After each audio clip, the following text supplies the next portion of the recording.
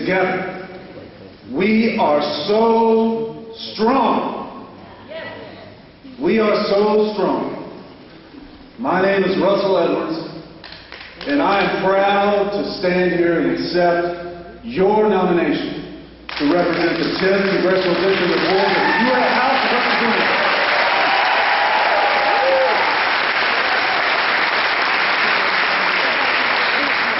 I was born and raised in Fayette County, Georgia, and I can't help but think of my father when I stand here today. My father is from rural Coweta County, a small town named Raymond that's now unincorporated. He grew up picking peaches and plowing a mule. And he worked hard to secure a better future for his family. He worked hard his entire life, and the enduring lesson that he gave to me was that you work hard, you give it all that you have, and you shall receive. You shall receive. I started working at a small bike shop in Fayette County when I was 14 years old. I was working for free because they couldn't pay me because of Georgia's child labor laws. Well, I just want to get out there. Started working for free, fixing bicycles. Worked all through high school. Came to understand what hard work really meant. Went to college in Western North Carolina and worked all through college doing architectural salvage, carefully taking apart houses with a crowbar and reselling the materials. So I know what hard work is, Georgia. And you know, after college I got tired of taking apart houses. I figured I'd try something else. So I moved to a new place, Washington, D.C., and taught in D.C. public schools. And I'm proud to say I served as a public school teacher. I might not have made a lot of money, but one thing that I came to realize about teaching in this country is the prestige that teachers carry in our community. They're the light of our community. And teaching in Washington, D.C., inner city public school, I came to realize that no matter what the child's background was, when they came in through that school door, they all were given an opportunity. They all were given an opportunity. And it's time to give opportunities to our children in this state. Because, folks, I'm not going to lie to you. People are suffering right now, especially in District 10. Record unemployment, teachers being fired. My sister was fired after teaching for 6 years full time. There's a lot of work we need to do, Georgia. And you know, as a Democrat in Georgia, sometimes it can be difficult, right? Sometimes it can be difficult. And sometimes you'll see your other friends who are Democrats go move away to San Francisco, or Massachusetts, or New York, or Washington, D.C. And I tried that. But you know what, folks?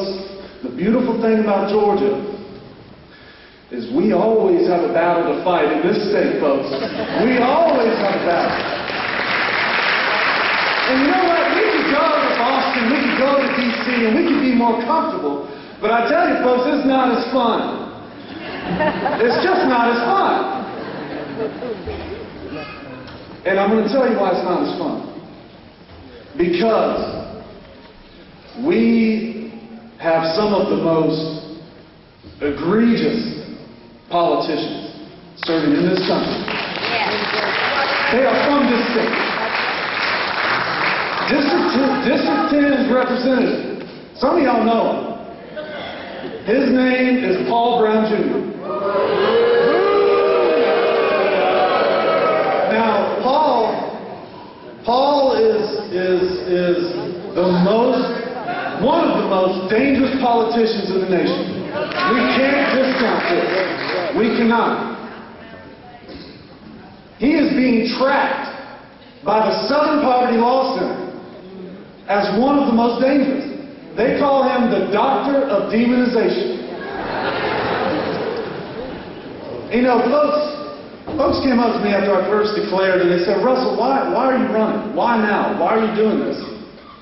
I'm doing this because our district can do so much better. It can do so much better. Paul Brown Jr. represents the worst of Georgia. Last week they had a vote in the U.S. House to provide $26 billion of emergency funding to keep our teachers, firefighters, and policemen in Georgia employed. This bill was special because it actually cut the deficit by $1.3 billion, in part by closing tax loopholes that went to corporations who ship jobs overseas. This was a great piece of legislation, folks. However, Paul Brown Jr. didn't even get on the plane to go back to Washington to vote. He claimed that this was another bailout, another state government bailout for special interests. Folks, I've never heard a more hypocritical statement in my life. Let me tell you why. Paul Brown Jr. was the co-owner of the weakest bank in Georgia, the McIntosh Commercial Bank. He co-owned it, ran it into the ground. The FDIC had to step in and insure depositors to the tune of $123 million. So Brown received his own personal bailout. Yeah. And the bailout was so severe that now the FDIC is compelled by law to conduct an official audit of the entire bank's finances. An audit that will be released at the end of September. Folks,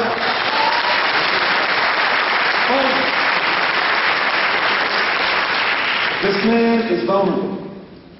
He votes no on everything. His policies are totally out of step with Georgia and with America. And we haven't even touched on the things that come out of his mouth.